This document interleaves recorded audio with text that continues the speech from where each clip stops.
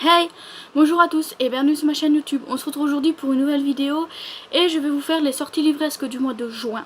Voilà. Alors exceptionnellement, c'est vraiment exceptionnel selon moi, j'en ai 12. J'ai 12 sorties livresques seulement de notées. Ce qui est assez bizarre parce que d'habitude j'en ai au moins une vingtaine, mais là j'en ai même pas 15.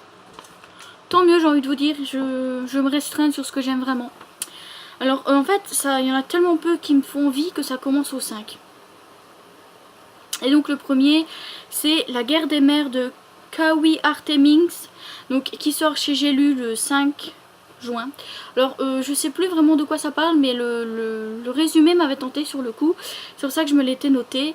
Et ouais, je pense que je sais plus du tout de quoi ça parle. En fait, je pourrais limite vous dire les résumés, mais le problème c'est que là, je sais plus du tout de quoi ça parle. Alors ensuite, le 5, je me suis également noté Princesse Incognito de Connie Glynn, donc chez Casterman.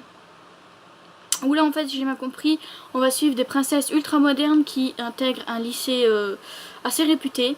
Et de là, si j'ai bien compris, il y a une fonte de romance, mais vraiment un fond de romance entre deux filles, entre deux princesses.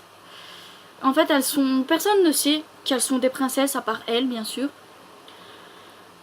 Ou il y en a qu'une de princesse, je sais plus, je crois qu'il y en a qu'une et personne ne sait que c'est une princesse à part elle.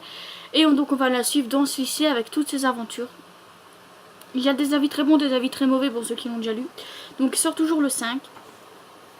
Maintenant on va passer au 6. Sort chez PKJ, Je n'ai pas trahi de Frédéric Couderc. Je sais plus du tout de quoi ça parle. Ils ont fait une promotion assez bonne je trouve sur le livre parce qu'il m'avait tapé dans l'œil à ce moment là, aussi bien la couverture, même si elle n'est pas exceptionnelle.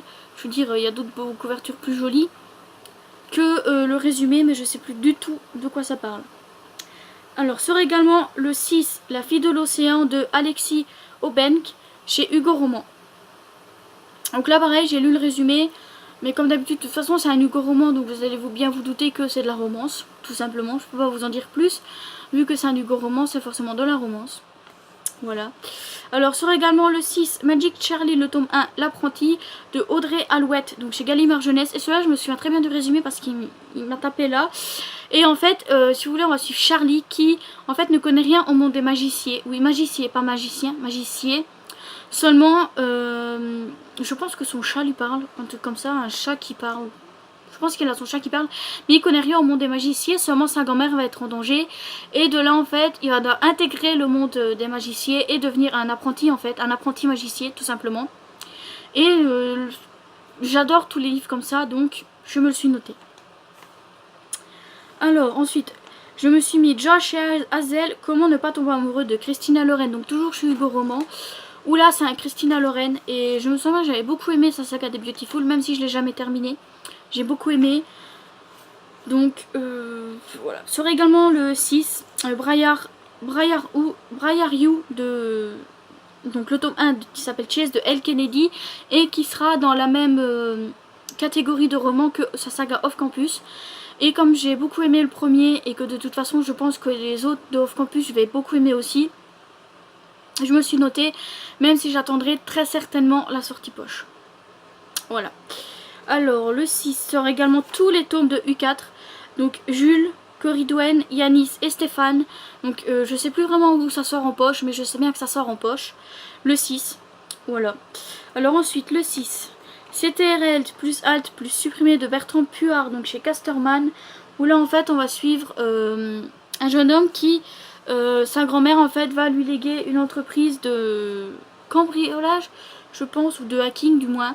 Et de là, il va devoir déjouer les complots, même les complots au sein du gouvernement.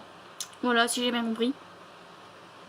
Ensuite, j'en ai un du 12, donc c'est un que j'avais déjà mis dans ma vidéo des sorties livresques de mai, mais comme la sortie a été repoussée, ben là c'est bon, c'est vraiment bien le 12. Donc c'est Ashes Falling for the Sky, le tome 2, Sky Burning Down to Ashes, donc de Dean Gorman et Mathieu Guibé. Où là je pense que j'ai pas vraiment besoin de dire le résumé.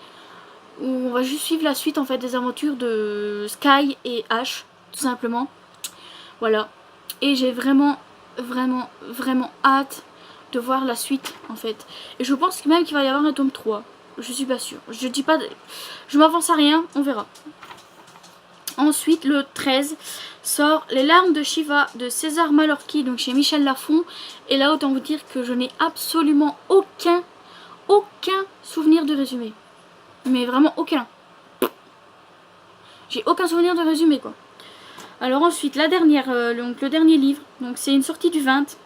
Donc c'est Lady Helen, le tome 1, Le Club des Mauvais Jours, donc de Alison Goodman, qui sort en poche dans la collection Pôle Fiction. Donc c'est une collection, c'est la collection poche en fait de Gallimard Jeunesse. Et je me le suis noté, mais comme d'habitude, je l'achèterai quand je pourrai. C'est pas hyper pressant, c'est pas quelque chose que je veux absolument maintenant. Ça va juste intégrer ma wishlist et que dès que j'ai l'occasion, je l'intégrerai dans ma pile à lire. Mais j'ai déjà beaucoup de livres dans ma pile à lire, donc bon, voilà. Et il y en a encore qui vont arriver avec la prochaine commande Amazon. Mais bref, dans tous les cas, ben voilà, c'est tout pour la vidéo. Donc il y en a 12, c'est vraiment pas beaucoup. Mais au moins, moi j'en mets dans ma wishlist, moi j'ai envie d'acheter. Vous voyez? Surtout que maintenant en général j'achète en poche, donc c'est très rare quand j'achète en grand format. Sauf si vraiment il n'y a pas d'autre solution, tout simplement. Comme les puissants par exemple, vous allez voir dans mon book haul. J'utilise un peu le book haul. Mais bref. Ou alors des grands formats tels que Will You Play de Alicia Garnier que vous avez vu dans le dernier book haul, donc le book haul du mois d'avril, où c'est même pas 15 € le livre, donc là ça va, c'est hyper raisonnable. Mais dans tous les cas, voilà. Qu'est-ce que je peux vous dire de plus? Bah, qu'on se retrouve mercredi pour une prochaine vidéo. Bye bye!